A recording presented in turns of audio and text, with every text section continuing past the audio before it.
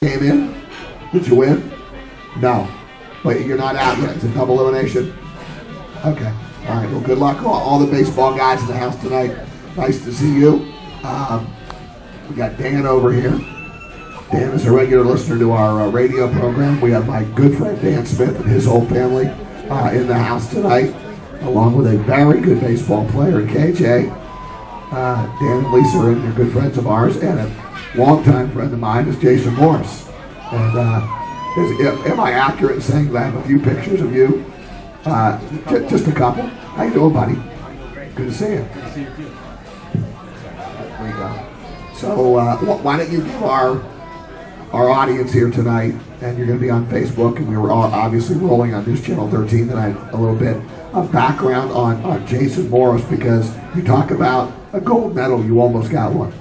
You have a silver. I have a silver. I've been in this game for about 35 years now. Am I too low? Hey, we're cranking you up a little bit, yeah. It's not live, we can do this. Perfect. So you've been at this now for 35 years? 35 years, and I was fortunate enough to win, as you know, a silver medal in Barcelona, Spain in '92. That's 20 years ago. Yeah. What happened? I don't know, because I've been here 27.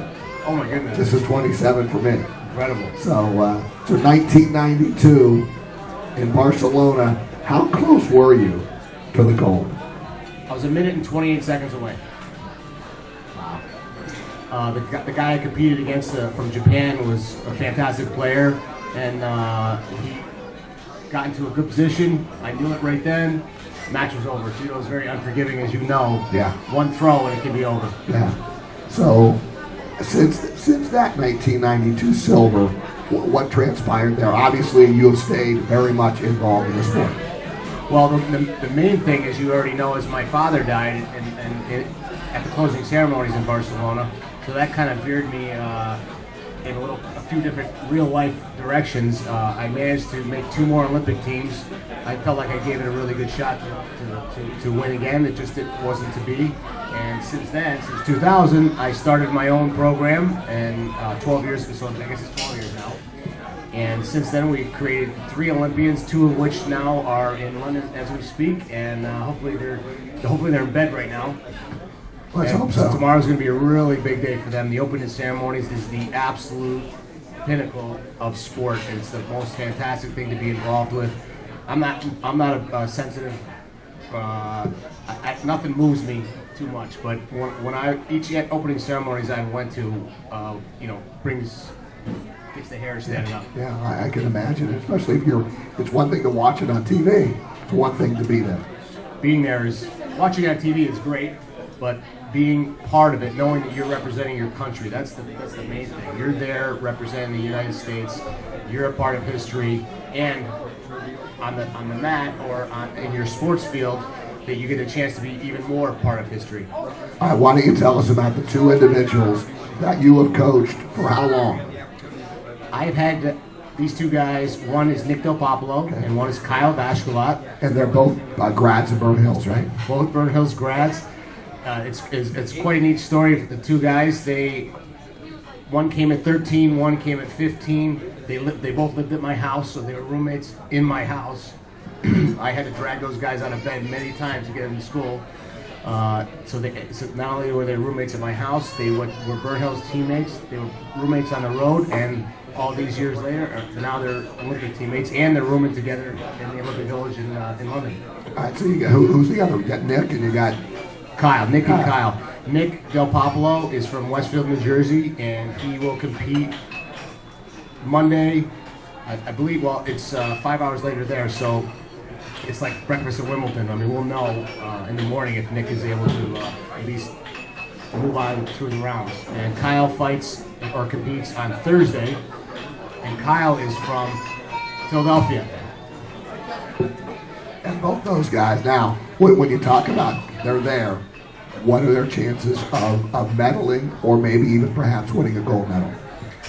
Well, again, most of this, you're very versed in the sport of judo, which most of the public isn't, but judo is very widespread around the world, kind of like tennis, so there's good guys from all different countries, and So it's very difficult. You have to put together 5-6 great matches to actually win a gold. But Nick has a big draw. He draws Hong Kong first. Definitely a winnable match for him. And then he draws a guy from Belgium who is ranked number 2, but Nick has gone very tight with him in the past. So, and if he's able to get by, that's really the money match for Nick. If he advances to the quarterfinals, that means he's in medal contention. Medal contention. Yeah. Now, do these guys all know each other going through world competition? I mean, who they're going to fight? They've seen these guys. They know how good they are. Absolutely. In that respect, it's just like tennis. I mean, all the top guys are playing. You only see them at the Olympics. There are no surprises here. No, zero. And if there is, then I haven't done my job. Okay. Then you actually study tape on the other guys? You have tape of them? And that's really come forward in the last 20 years because of YouTube and the internet. You can follow all the guys that you've never seen before. In fact, when I fought in Atlanta, the first guy I competed against, I had no idea who he was. And that was quite discerning. But now that could never happen. Even though I was lucky to win the first round there. But not knowing your competition and having to figure it out within a 5-minute match, it's not like tennis where you got 3 hours to figure it out, or a baseball game where you have 9 innings. You got to figure it out quick. Jason Morris with us. He's got 2 guys that have a shot to medal, perhaps win the gold medal. What's it going to take for these 2 guys to get to medal contention? Obviously, a lot of skill. You need a little bit of luck. Is it a combination of both here? Definitely. Combination of skill, luck, being able to manage their emotions properly. Stepping on the Olympic mat for the first time could be quite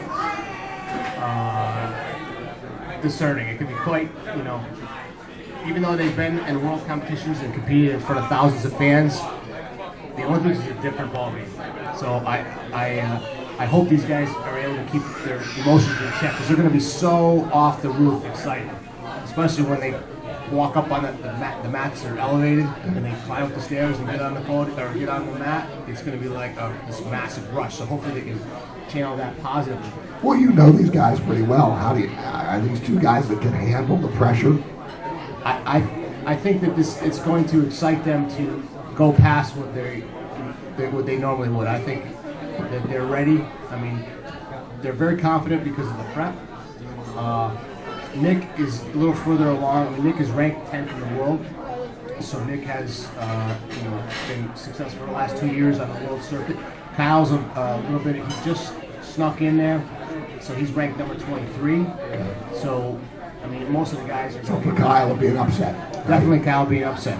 But the last Worlds, he upset one of the number 1 guys in the first round, and the guy was in shock from who's this guy, Kyle Vashkolat. So Kyle has it in him as well, but it would be more of an upset. All right, and how are you going to pay attention to this?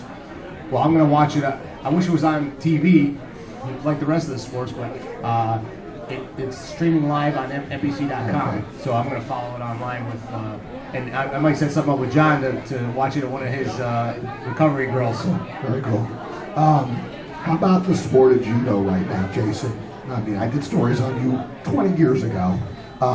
Where is that sport right now in terms of the United States? Are more people aware? We've kind of been stagnant in the last 20 years, I would say, but in the last 2 years or so, since we've had a world champion woman and with the MMA sprouting up and one of our Olympic girls who actually lived at my house for about 8 months, Ronda Rousey, who just took the MMA by storm, and she's a judo Olympic bronze medalist. So the popularity around the country is creeping up, but there's not a lot of infrastructure for, like, if everybody here decides, hey, I want to go start judo, where am I going to go? So it would be still a long process. How is your business going at your school? It's going good. The guys like Kyle and Nick who come from other places that want to get good, that continually runs because the advertising is there. But the local participation, because there's so many great sports out there, baseball, football, and all the stuff that you don't see any judo guys on the wall here, do you? No. John, where are you? Where's the judo guys? The local participation needs to be higher. I mean, I need to continue to get the word out there about our sport to raise the just in Glenville, I need to have a base of 200-300 kids instead of just 50. You brought the whole family here tonight. Why don't you introduce Jason Morris?